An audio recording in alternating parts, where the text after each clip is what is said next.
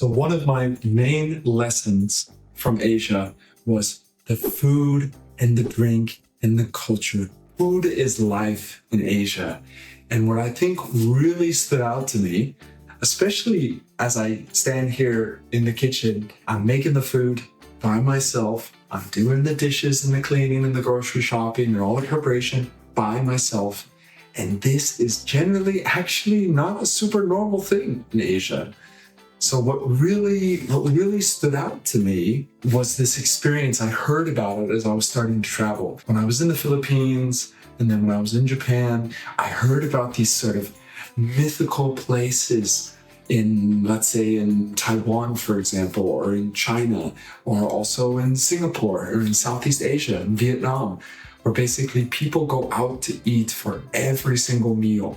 And I could not possibly fathom this. It seemed like I don't want to say too good to be true, because I don't necessarily love the idea, but I've never lived in a place before where the idea of being able to eat out practically every day, or maybe multiple times a day, I've never experienced something like this before. And usually this has been my life, or often cooking with other people, and not the other way around.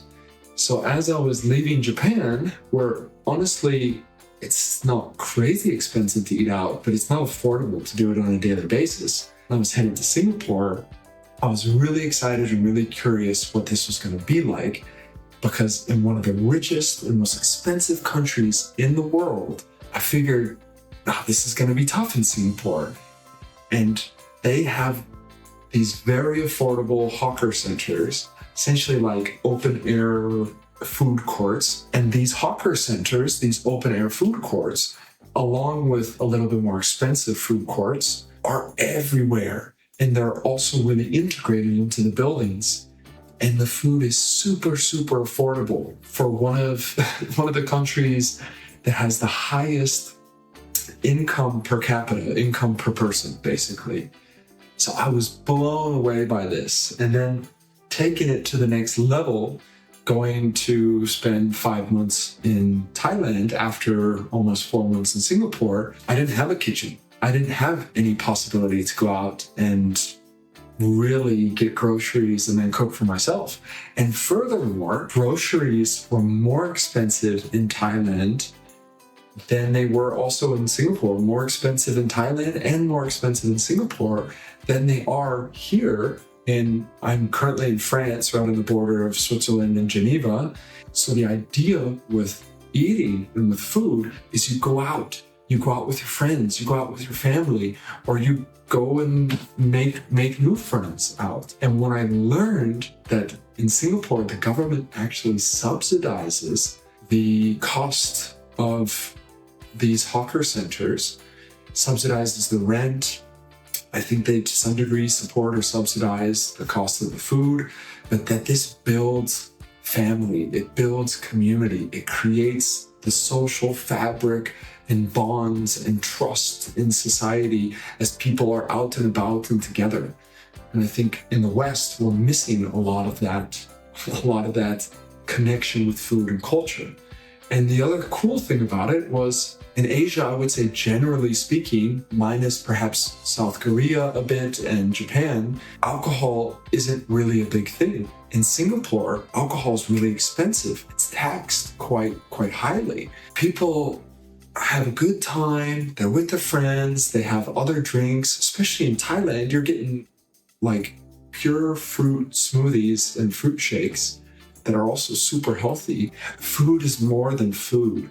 It's really a part of the life, the family, the community, and the culture. And I just now have come back after basically being able to eat out every day for 5 months in Thailand, and actually having to eat out every day because I didn't really have a kitchen.